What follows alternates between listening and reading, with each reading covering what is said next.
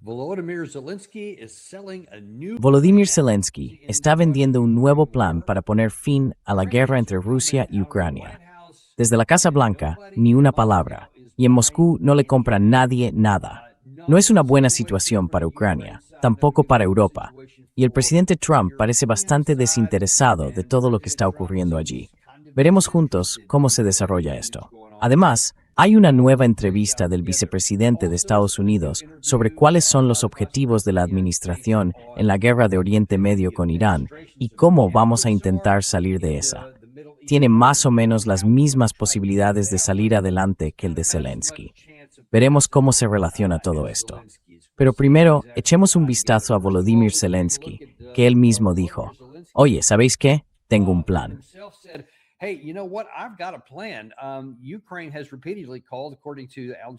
Ucrania ha pedido repetidamente un alto el fuego, según informa Al Jazeera. Tras años de combates, Rusia dice que quiere un acuerdo, pero que cualquier solución debe implicar que Ucrania ceda por completo 4 regiones que Moscú reclama, además de resolver las, entre comillas, causas profundas del conflicto. Si esto te suena un poco familiar, es porque has estado prestando atención. Esto tiene ya más de 2 años. Son las condiciones que Vladimir Putin planteó en junio de 2024. Llegaré a esa parte en un momento. Pero básicamente, Rusia, y llevamos mucho tiempo diciéndolo, no ha cambiado en absoluto su postura.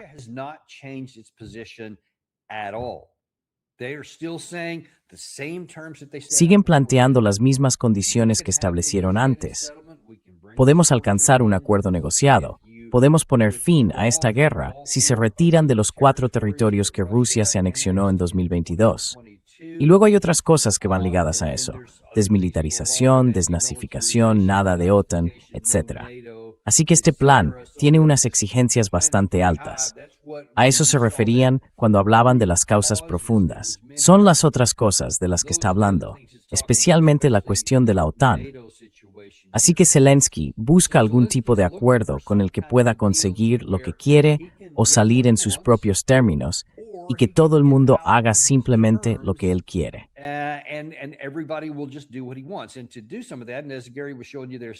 Y para ser parte de eso, y como Gary les mostraba hace un momento, una de las cosas que está diciendo es, oye, necesito un montón de misiles de defensa aérea. Y si me das solo el 10%, que es todo lo que tiene la fuerza de enmascaramiento, eso destruirá todos los misiles balísticos. Ahora bien, no sé en qué basa eso, porque a estas alturas debería ser muy evidente para todo el mundo que la tasa real de interceptación de los misiles de defensa aérea es bastante baja. Incluso dando todo el crédito del mundo a lo que dice Estados Unidos, pues está realmente en torno al 10%. Ted Postal, en nuestro programa, dice que cree que se acerca más al 2 o al 3%. Pero sea cual sea la cifra, es poquísimo.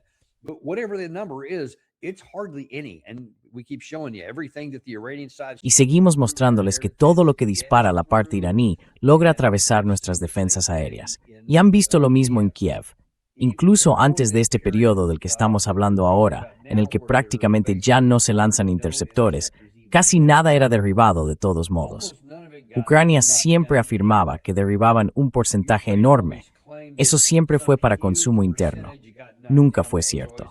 Derribaron algunas cosas. Algunos misiles son de hecho más lentos. Especialmente algunos misiles de crucero pueden ser interceptados, y algunos lo fueron.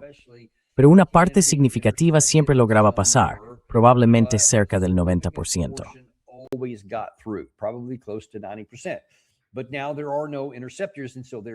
Pero ahora no hay interceptores, así que en realidad no llega a pasar ningún porcentaje. Pero Volodymyr Zelensky sigue intentando mantener una mala posición, diciendo simplemente, estoy intentando acabar con esto en mis propios términos. No quiere volver a las condiciones de junio de 2024 que expuso Putin. No, eso sería malo para él políticamente, si es que pudiera siquiera sobrevivir físicamente a ello, por la oposición interna de la extrema derecha dentro de su coalición de apoyo, especialmente los del grupo Azov, que no tolerarán ninguna conversación con Rusia ni ninguna capitulación, por sombría o absurda que sea la situación. Dicen que no se puede ceder en nada, lo cual es suicida para su país.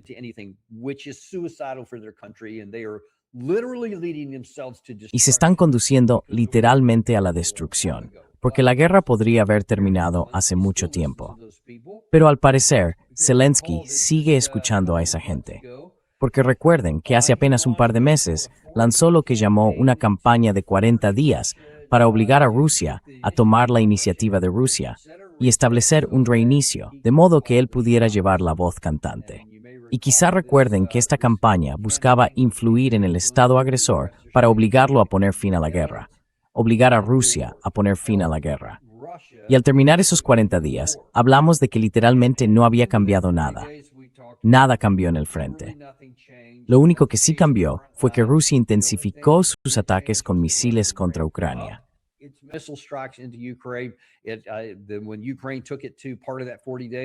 Durante parte de esos 40 días, Ucrania estuvo atacando buques rusos en el mar de Azov, muchos petroleros civiles, y también golpeando más refinerías dentro de Rusia. Así que, como hace siempre Rusia, respondieron golpe por golpe. Fueron a por los puertos, escalaron la situación. Respondieron golpe por golpe, pero además lo hicieron por partida doble. Y en lugar de limitarse a atacar el transporte marítimo ucraniano, fueron a por las instalaciones portuarias de Ucrania. Y han logrado, de hecho, paralizar el puerto de Odessa, tanto para recibir como para enviar mercancías. El puerto de Mykolaiv también está gravemente dañado, lo que está causando problemas importantes. Ahora, Ucrania y algunos europeos están diciendo, oye, ¿sabéis qué?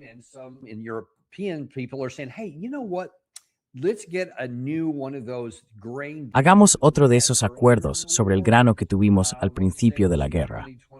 Quiero decir que fue en 2022, cuando dijeron, escuchad, tendremos una especie de alto el fuego en el mar, ahí abajo, especialmente en el Mar Negro.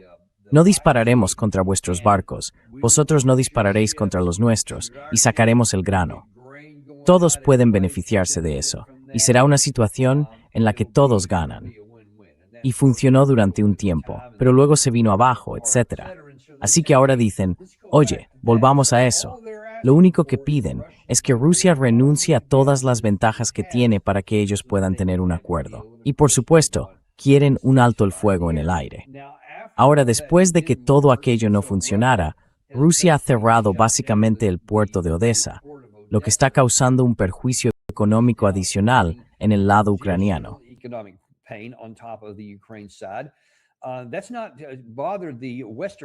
Eso no ha molestado en absoluto a los medios occidentales, porque siguen difundiendo cosas como esta de Associated Press. Esto es de hace un par de días. Trump le dijo a Ucrania que no tenía cartas. Entonces, Kiev llevó la guerra a Rusia. Ya saben, aparece esa gran imagen de, creo que podría ser una de esas instalaciones de Wild Berries dentro de Rusia que se incendiaron. Claro, produce un gran espectáculo de llamas, porque hay muchísimas cosas dentro. Cajas y de todo. Es fácilmente combustible, así que da muy buenas imágenes. Ahora bien, eso no funciona con Rusia, porque ellos conocen la situación. Les molesta. Molesta a la gente rusa. Simplemente, ahora no están recibiendo su versión de los paquetes de Amazon, así que hay mucha gente enfadada por eso.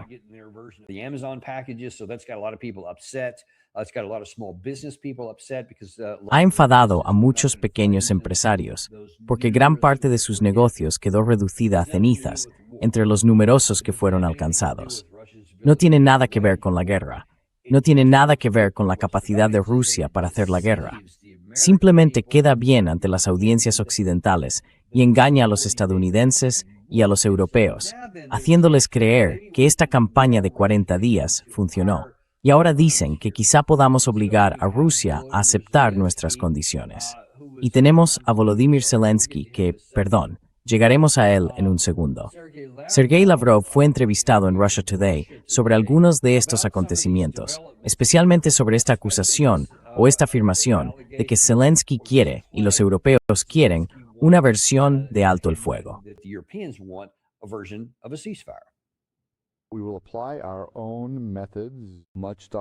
Aplicaremos nuestros propios métodos, mucho más contundentes, para destruir todo lo que alimenta desde Occidente la maquinaria de guerra de Kiev. Pero ya lo estamos haciendo, y ya están empezando a quejarse. Y no es casualidad que cada vez más voces, desde distintas partes de nuestro espacio común, pidan un alto inmediato. Eso no funcionará. Solo debemos detenernos cuando haya un acuerdo duradero, fiable y sostenible. Si ahora nos detuviéramos de repente en la línea de contacto, estaríamos permitiendo, en esencia, que se borre la hazaña de nuestros abuelos y bisabuelos, que derrotaron al nazismo. Eso es imposible siquiera de contemplar. That is impossible to consider. Ahora, otra vez, me molesta tener que seguir diciendo esto. Si les suena familiar, debería sonarles. No, esto no es algo que hayamos vuelto a poner del año pasado. Esto es de hoy. Pero sus palabras son del año pasado. ¿Recuerdan cuando llegó el presidente Trump? Hubo mucho revuelo con eso de, oye, ¿y si simplemente acordamos un alto el fuego aquí? Tengamos un alto el fuego y luego hablaremos de las cosas. Así no tiene que morir nadie más. No tienen que morir rusos, no tienen que morir ucranianos. Tendremos un diálogo y llegaremos a algún tipo de acuerdo. Y los rusos dijeron, sí, no vamos a hacer eso. ¿Por qué íbamos a hacerlo? ¿Por qué íbamos a aceptar un alto el fuego?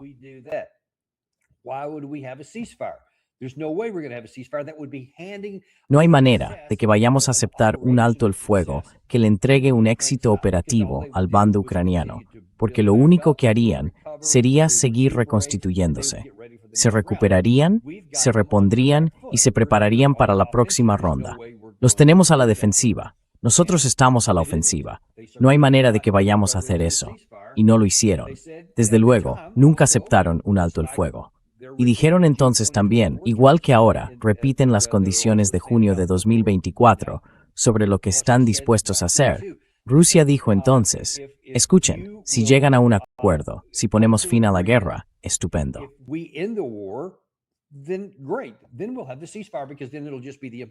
Entonces tendremos el alto el fuego, porque a partir de ahí solo quedará aplicarlo. Así que están diciendo, dialogaremos. Por eso los rusos fueron a Anchorage, Alaska, donde el presidente Trump organizó, una vez más, con gran pompa y ceremonia, alfombras rojas, sobrevuelos y todo ese tipo de cosas. Mucho optimismo ante la posibilidad de que por fin se encontrara algún tipo de acuerdo. Que Trump, aunque tarde, aún iba a cumplir su promesa de poner fin a esa guerra. Y, por supuesto, no salió nada de aquello. Y Rusia dijo entonces, hablaremos, pero no dejaremos de luchar hasta que tengamos un acuerdo. Una vez que tengamos un acuerdo, entonces habrá un alto el fuego y lo aplicaremos. Eso es lo que está diciendo hoy.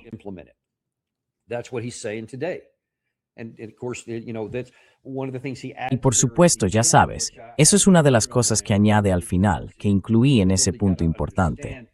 Porque de verdad tenemos que entender la psicología que hay detrás de esto, la cultura que hay detrás y la historia que hay detrás.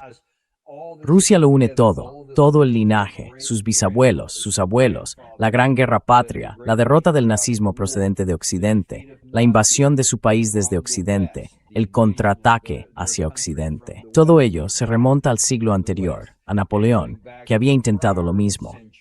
Rusia dice, recordamos todo eso y no vamos a olvidarlo. Así que no vamos a aceptar ahora un acuerdo que deje fijado de forma permanente. No vamos a aceptar poner fin a la guerra en la actual línea de contacto. No vamos a aceptar ningún tipo de alto el fuego aéreo.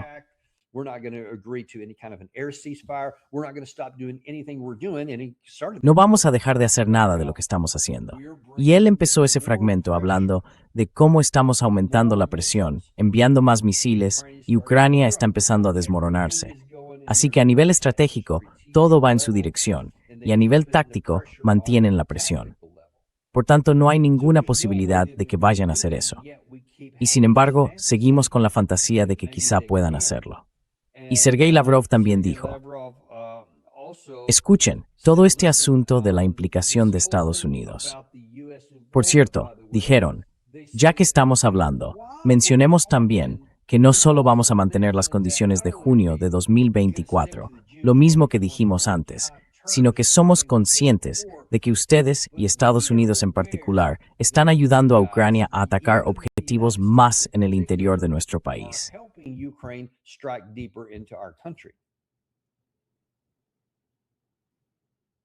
We have submitted a series of questions. Hemos enviado una serie de preguntas al Departamento de Estado de Estados Unidos para solicitar comentarios, también sobre la cuestión de los datos de inteligencia y el hecho de que Estados Unidos está profundamente implicado, incluso en la planificación y ejecución de ataques contra objetivos civiles en lo profundo del territorio ruso.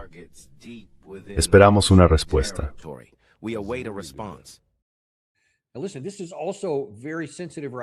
Mire, esto también es muy delicado ahora mismo, porque, como en la guerra de Irán, el primer día de ataques no solo asesinaron a su líder supremo, a su nieta, a su hija y a varios otros familiares, sino que además en una escuela de niñas mataron a unos 130 niños pequeños y profesores. Es un asunto muy, muy importante. Durante la ceremonia que celebraron el mes pasado por el líder supremo, la procesión fúnebre que pasó por todas esas ciudades distintas, me dijeron algunas personas sobre el terreno que algunas de las mayores muestras de conmoción y parte de la mayor indignación no fueron por el ayatolá, sino por el ataúd diminuto en el que iban a enterrar a su nieta. Recuerdan esas cosas, y eso sigue impulsándolos a día de hoy.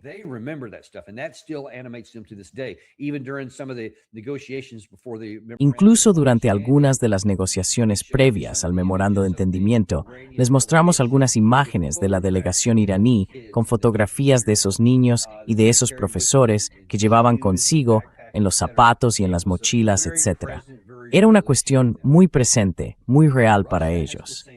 Rusia tiene el mismo problema. No solo están enfadados por las instalaciones de Wildberries que están siendo atacadas y por algunas de las interrupciones que eso ha causado en el suministro de petróleo y a veces de gasolina. Hay escasez de combustible y, periódicamente, largas colas en Rusia. Así que eso les molesta. Pero estos ataques, que alcanzaron recientemente las playas de aquí y mataron a algunos niños, el ataque que mató a algunos estudiantes en Starville hace aproximadamente un mes y medio, son cosas muy, muy presentes, junto con la historia de la que hablaba Sergei Lavrov.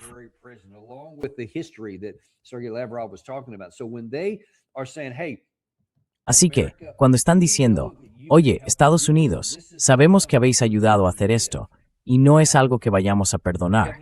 Desde luego, no es algo que vayamos a olvidar. Y no vamos a aceptar un acuerdo negociado que de ninguna manera ayude a la otra parte, especialmente cuando prácticamente se han quedado sin misiles interceptores antiaéreos. Y al mismo tiempo, nosotros estamos acelerando nuestra producción de esos mismos misiles.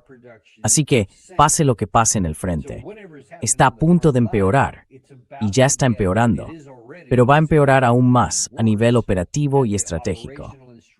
Porque ahora Rusia tiene casi carta blanca para atacar cualquier cosa que quiera dentro del país. Esto no le ha pasado desapercibido a Volodymyr Zelensky, que ahora ha salido en los medios públicos básicamente a suplicar más misiles.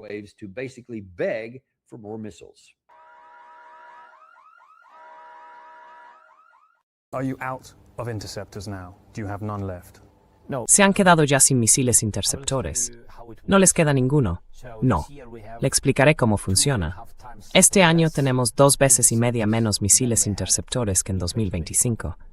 Primero, Rusia tiene el doble de misiles balísticos al mes de los que tenía antes. Ballistic missiles per month than they had before.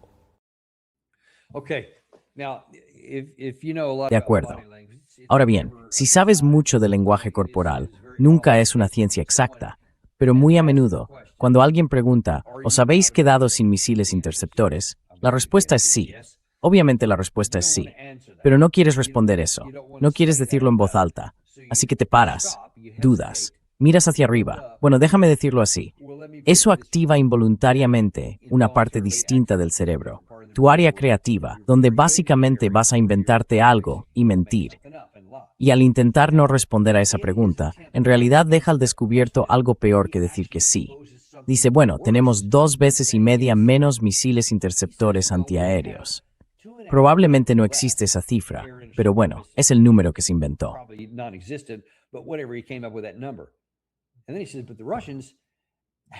Y luego dice, pero los rusos tienen un 200% más de lo que tenían, el doble de lo que tenían antes en producción mensual de misiles. Así que lo que te está diciendo es que, sea cual sea la cantidad que tengamos, aunque tuviéramos todo lo que quisiéramos, seguiría siendo insuficiente, porque no va a detener estos misiles, especialmente estos tipos más nuevos de misiles balísticos rusos que les están saliendo de las líneas de montaje.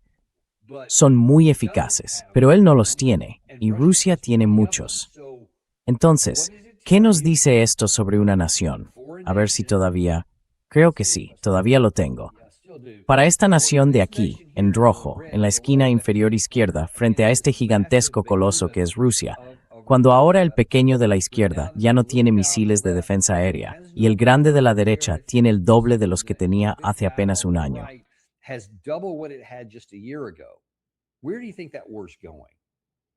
¿A dónde crees que va esa guerra? Pase lo que pase en el frente, por lento que avance, sean cuales sean las bajas del lado ruso, ¿a dónde supones que va esa guerra? Ahora bien, si alguien tuviera algún tipo de moral, ni siquiera olvídalo. Ni siquiera vamos a fantasear con que Occidente o Estados Unidos tengan moral, porque está claro que esta gente, en los niveles más altos de la élite, carece por completo de ella. Pero al menos si tuvieran sentido común.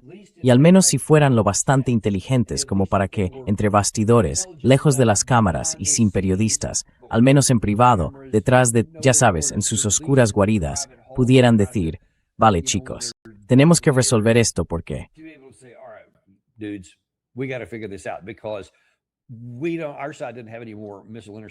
Sabemos que nuestro bando ya no tenía más interceptores de misiles, y los que tenemos son demasiado pocos. No tenemos suficientes para entregar. Todos los demás hemos dado todo lo que íbamos a dar, y no vamos a quedarnos literalmente indefensos ante cualquier tipo de ataque ruso. Deberíamos meternos ahí. Ahora, recuerden esto, por el corte de audio que voy a poner en un minuto. Recuerden el hecho de que los países europeos entregaron hace mucho tiempo todos los excedentes que tenían y se han quedado en los huesos, igual que nosotros, por la guerra de Irán y por el hecho de que en primer lugar dimos mucho material a Ucrania, pero ahora hemos utilizado mucho. Básicamente, ahora los armarios están vacíos. Bueno, Ucrania, la parte europea, no tenía la capacidad de crear y fabricar los suyos propios.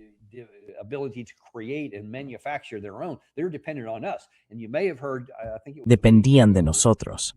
Y puede que hayan oído, creo que fue hace una semana, que algunos funcionarios estadounidenses admitieron que, por cierto, hemos retirado pedidos que otros ya habían pagado y hemos recuperado esos misiles para poder usarlos aquí. Así que no se ha repuesto nada, ténganlo en cuenta, no se ha repuesto nada. Por tanto, ellos también tienen sus inventarios bajo mínimos. Pero esta gente tiene que estar diciendo, esto no se puede sostener. Si el país pequeño no tiene defensa antiaérea y el país grande sigue creciendo, no está estancado, sigue aumentando su capacidad para fabricar todos esos misiles ofensivos. Y ahora puede simplemente lanzarlos en masa sin que haya defensa contra ellos. Entonces hay que hacer algo distinto.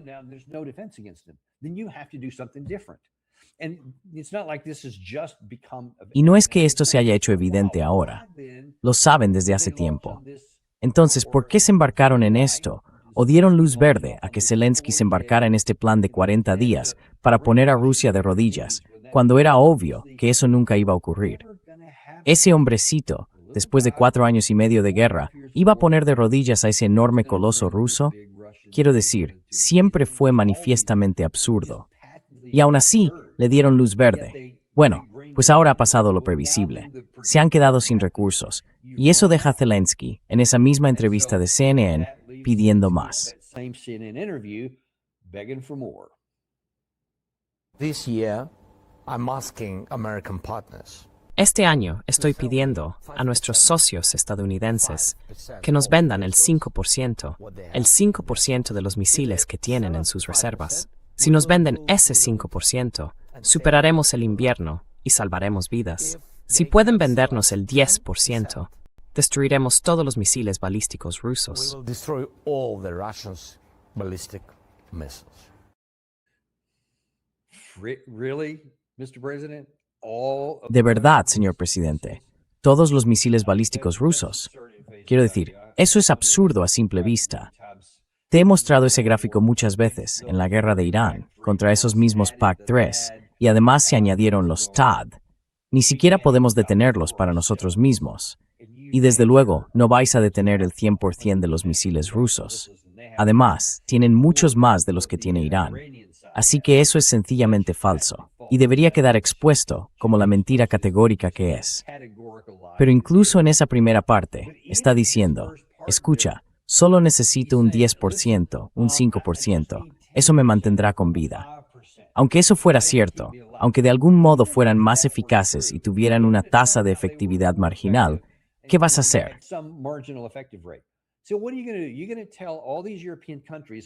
Vas a decirles a todos estos países europeos que una vez más están bajo mínimos. Dadme el 5% de lo que tenéis, entre todos, y así podré seguir vivo durante el invierno. ¿Y luego qué? ¿Qué vas a hacer cuando termine el invierno? O, si te dieran el 10%, eso significaría que aún más gente de mi país seguiría viva. De acuerdo, estupendo. Pero entonces habrán reducido sus existencias en un 5 o un 10% cuando ya no tenían suficiente de entrada. Y son muy conscientes de cuál es realmente la baja tasa de interceptación. Así que saben que necesitan hasta el último misil interceptor que tienen, aunque solo sea para minimizar cualquier posible ataque de Rusia si la guerra se extiende más allá de las fronteras. Y los líderes europeos siguen diciendo cada día a su población que esa es una posibilidad real.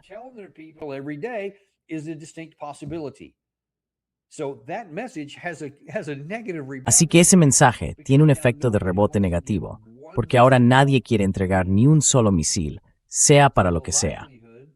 Por tanto, lo más probable es que Zelensky no vaya a tener ninguno. Y lo que hemos visto en esos dos ataques de principios de esta semana, en los que no se interceptó ninguno de los misiles, apunta claramente a que esto va a continuar durante un tiempo. Así que ahora, los rusos probablemente se estén preparando para su próxima gran ofensiva. Y escuchen, estos ataques que se han producido últimamente están causando daños graves, no solo en el puerto de Odessa y en Mykolaiv, sino también en Zaporizhia, más al norte, en Gerson, en la zona de Kharkov, en la provincia de Sumy, en la provincia de Chernigov y, por supuesto, evidentemente, también en la propia Kiev.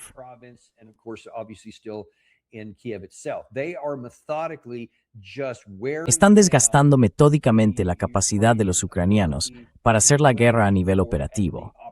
Todo lo que necesita siquiera para tener una oportunidad de mantener las líneas del frente lo están erosionando de forma sistemática.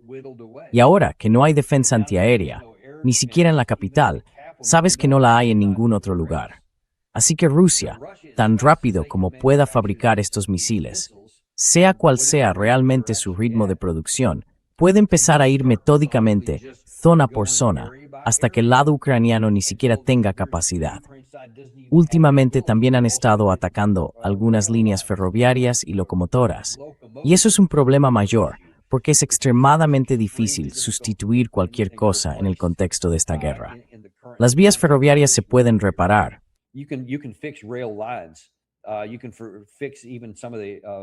Se pueden reparar incluso algunas de las instalaciones eléctricas que alimentan buena parte de todo eso.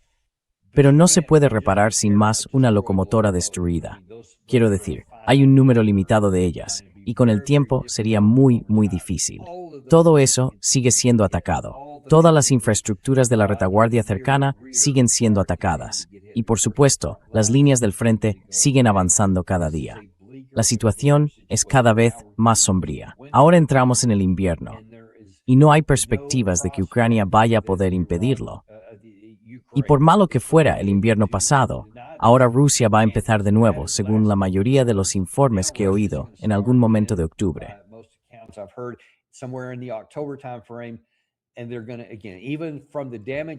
Y van a volver a hacerlo, incluso desde los lugares dañados, algunos de los cuales se repararon el año pasado, volverán a atacarlos. Y esta vez hay poco o nada con lo que repararlos, salvo que ahora ni siquiera hay misiles de defensa aérea, aunque sean limitados. Así que todo lo que disparen los rusos lo van a alcanzar, y pueden hacer que la vida sea literalmente insostenible. Recuerden que hubo momentos el invierno pasado en los que el alcalde de Kiev, Klitschko, Tienen que salir de la capital, váyanse al campo, donde puedan buscar madera y hacer fuego para mantenerse calientes, porque aquí no podemos mantenerlos calientes. Burn fires to keep warm because we can't keep you warm here. That was last year. Now imagine this Eso fue el año pasado. when Ahora imagina este invierno, cuando no haya defensa antiaérea en absoluto y sean completamente invulnerables. En algún momento, alguien tendrá que tomar la decisión de hacer por fin lo correcto, aunque nadie quiera hacerlo. O simplemente se van a quedar sentados viendo cómo Ucrania queda pulverizada. Porque si mantienes durante suficiente tiempo este tipo de fuego de saturación operativa, junto con la presión en el frente, en algún momento todo se derrumba. Hace un par de días te mostré que Rusia tiene algo así como 25 millones más de hombres en edad militar en la población, de los que puede sacar otros 25 millones. 25 million more. That doesn't take a mathematician or a military No hace falta ser matemático ni un genio militar para darse cuenta de que, en una guerra de desgaste, 31 millones van a imponerse a 5 millones. Es simplemente como funciona. Lo estamos viendo desarrollarse en tiempo real. Lo último de lo que quiero hablar contigo es de la otra guerra que está ocurriendo aquí. El vicepresidente Vance estuvo en el programa de Will Cain en Fox News y le hicieron algunas preguntas difíciles. De nuevo, mérito para Fox porque sí le hicieron preguntas difíciles. Antes os mostré que Brett Baier hizo algunas preguntas difíciles hoy. Y ahora estamos aquí. Al vicepresidente Vance le están haciendo preguntas difíciles. Y la primera es esta. Le dicen, oye, sobre este estrecho de Hormuz, ¿cuál es la situación actual allí? What is the current status there? ¿Cómo sería esto cuando ISI termina con Irán? Bueno, lo que puedo decir con confianza es que creo que esto termina con Estados Unidos en una posición más fuerte, con Irán sin un arma nuclear y con el estrecho de Hormuz recuperando una situación en la que los precios del petróleo y del gas sean estables para los estadounidenses. Okay, I am hoping Bueno, espero que lo que estamos escuchando aquí sea al vicepresidente Vance empezando a sentar las bases para el plan de retirada. Llevo muchos meses diciéndoles que eso es lo mejor que podemos hacer. Simplemente declarar la victoria e irnos, retirar nuestras fuerzas y decir que les hemos causado un daño tan grave que no podrán recuperarse en décadas. Les llevará una eternidad. Y si alguna vez vuelven a hacer algo con armas nucleares, volveremos, bla, bla, bla. Lo que quieran decir. Pero en lo que él se centró ahí fue en esto. Dijo que los objetivos principales son, primero, mantener abierto el estrecho de Hormuz para que el tráfico entre y salga desde todos los puntos de origen, iraníes y árabes. Necesitamos todo ese tráfico.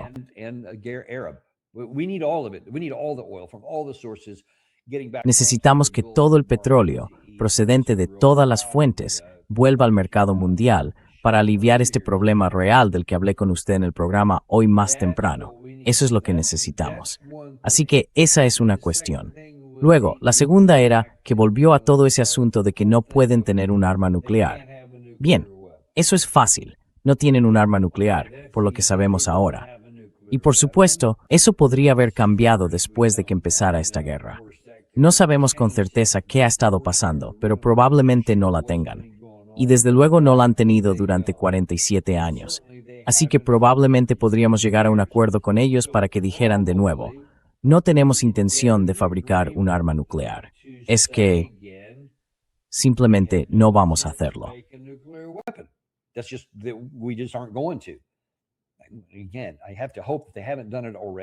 De nuevo, tengo que esperar que no lo hayan hecho ya, pero probablemente estarían dispuestos a hacerlo porque no les cuesta nada. Si consiguen las condiciones que exigen en el estrecho de Hormuz, abrirán aquello. Si nosotros simplemente nos retiramos, no tenemos que preocuparnos de si aceptan algo o no, porque nosotros tampoco vamos a ofrecerles nada, ni a quitarles nada. Simplemente nos retiramos. Levantamos nuestro bloqueo. Dejamos de bloquear cualquier otra cosa que pase por allí. Y entonces Irán tiene todos los incentivos del mundo para abrir su lado. Quiere hacerlo. Dejémoslo claro. No es como si Estados Unidos levantara este bloqueo y entonces la parte iraní sacara todo su petróleo, pero siguiera bloqueando a los demás.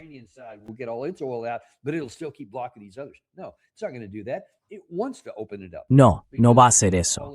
Quiere abrirlo porque necesita que salga todo su petróleo. Necesita que se mantenga levantado el bloqueo y va a cobrar una tasa. Así que quiere que también salgan todos esos otros regímenes árabes y exporten su petróleo, porque van a ganar dinero con cada barco que salga. Así somos. Esa es la situación en la que nos encontramos por una guerra que nunca deberíamos haber empezado, pero empezamos, y ese es un camino de salida. Si hacemos eso, podemos evitar estirarnos aún más. Luego, habló un poco Mo en esta siguiente parte. Hay una diferencia matizada, eso sí. De nuevo vuelve a dos objetivos.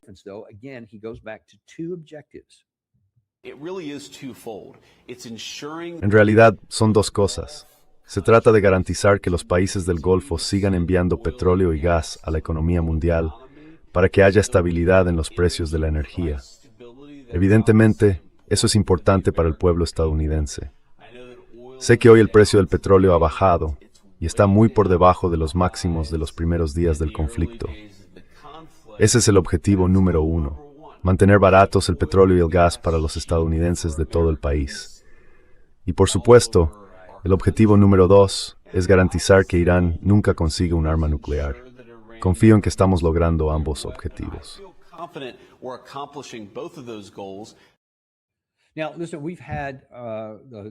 Ahora escuche, hemos tenido recientemente en el programa al encuestador Rich Barris, y le pregunté específicamente por algo de lo que había hablado en la conferencia del 1676 Law Center, a la que asistimos los dos con Robert Florence a principios de agosto, y dijo, mire, a la base maga de Trump le encantaría ese plan. No les importa en absoluto controlar el estrecho de Hormuz. No les importa nada de todo esto. Lo que les importa es que no suba el precio de la gasolina, que no suba el precio del diésel, no tener que pagar más por la compra, porque ha aumentado el coste de distribuirlo todo debido a la escasez de todo este petróleo y demás.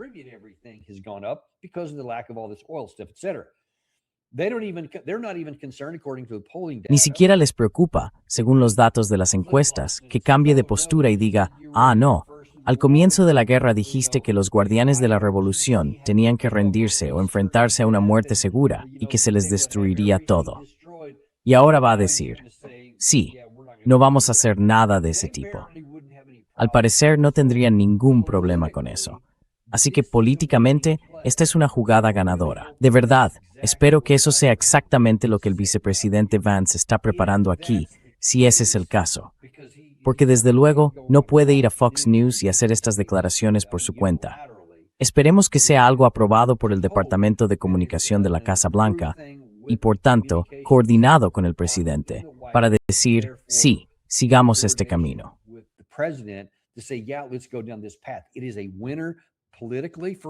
Políticamente es una victoria para él, especialmente de cara a las elecciones de mitad de mandato, pero le va a ayudar a frenar parte de la sangría. Rich Barris también nos mostró que está perdiendo mucho apoyo en casi todas las categorías de simpatizantes de MAGA. Esta es una forma importante de frenar esa sangría y de empezar a arreglar algunas cosas. Ellos están a favor de esto, y este es el camino que pueden seguir. Esperemos que eso sea lo que está haciendo. Pero hay un último punto. No puede salir del paso con cualquier cosa, porque cuando llegan algunas de estas preguntas difíciles, sencillamente no hay buenas respuestas. Y aquí, básicamente, está maquillando algo que no tiene arreglo.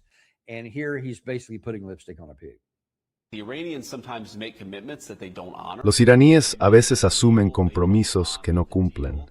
Llegan a un acuerdo y no lo respetan. Entiendo lo que dice sobre el carácter cambiante de esto, pero creo que lo que refleja es que tenemos muchas herramientas a nuestra disposición para obligar a actuar. Y a veces nos centramos en la cuestión energética porque queremos que los estadounidenses puedan permitirse el precio del petróleo y el gas. A veces obviamente nos centramos en su dimensión militar. A veces nos centramos en el programa nuclear. Así que creo que lo que realmente está ocurriendo es que estamos viendo a un presidente de Estados Unidos en la cima de su autoridad, con muchas herramientas.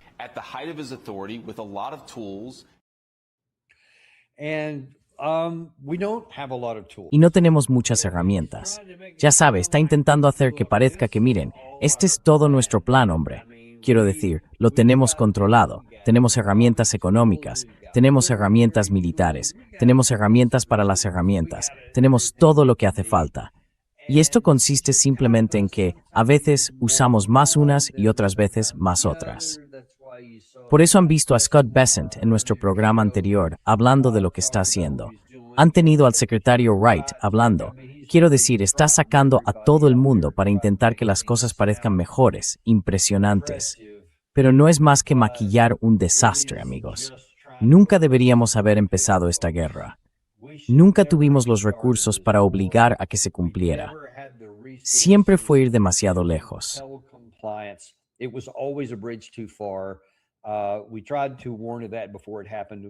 Intentamos advertir de ello antes de que ocurriera.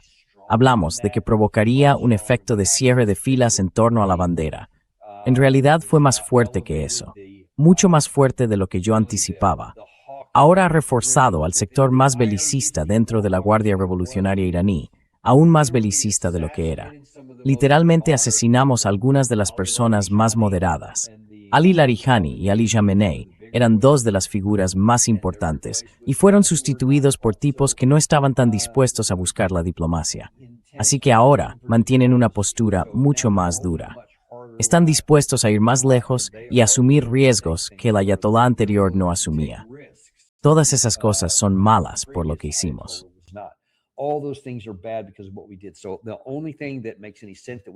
Así que lo único que tiene sentido y sobre lo que tenemos algún control son nuestras acciones. Podemos simplemente fingir que hemos ganado.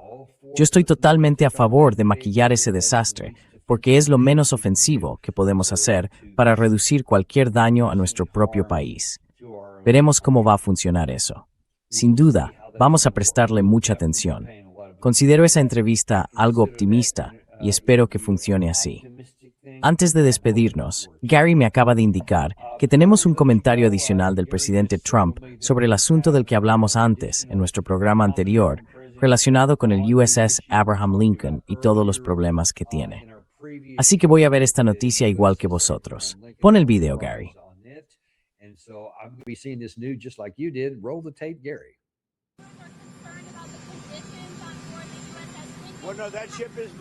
Bueno, no, ese barco se está moviendo. No, no lo están haciendo. Ese barco se está moviendo ahora mismo, o lo hará dentro de muy poco, y lo están sustituyendo por otro barco muy parecido. No, no, no, ni de lejos es tiempo suficiente. Gracias a todos.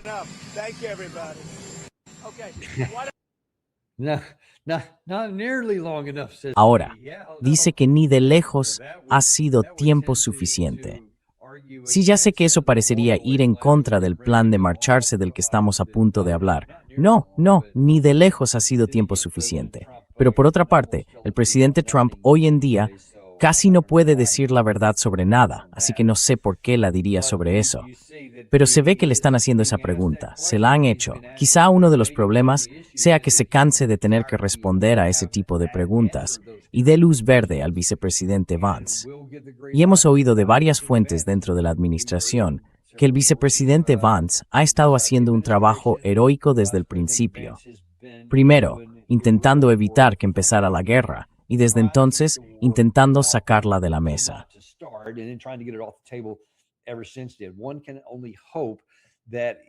Uno solo puede esperar que se demostrara que tenía razón todas esas veces, que quizá el presidente Trump por fin lo reconozca. Porque también me dicen que, entre bastidores, el secretario Wright, pese a todas las tonterías que dice en esos cortes que hemos mostrado, entre bastidores dice, no, estamos en problemas. Sí, a nuestra reserva estratégica de petróleo no le queda tanto tiempo. Y cuanto más la agotamos, mayor es el riesgo de que las propias cavernas se derrumben y ya no puedan utilizarse, o de que, cuanto más la agotemos, esté llena de tantos lodos y otros contaminantes que ahora sea más difícil de reprocesar, etc. Así que tenemos que retirar esto de la mesa ya.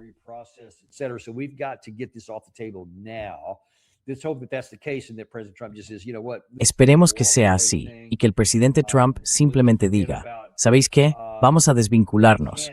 Olvidemos que ya no podemos detener el final de la guerra en Ucrania. Digámosle a Zelensky, literalmente estás solo allí. No tenemos nada para ti. Literalmente, no vamos a darte nada.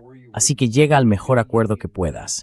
Termina la guerra para Navidad, estupendo, pero en unos términos que los rusos puedan aceptar, y los respaldaremos. Si hace esas dos cosas antes de que termine el año, el riesgo para Estados Unidos disminuirá mucho en todos los ámbitos. Así que estoy totalmente a favor de eso y espero que hacia ahí nos estemos dirigiendo. Muchas gracias, amigos. Nos vemos en el Intel Brief a las 11 de la mañana y el sábado. Como siempre, tengo muchas ganas de veros entonces. Tomorrow and Saturday, like always, look forward to seeing you then.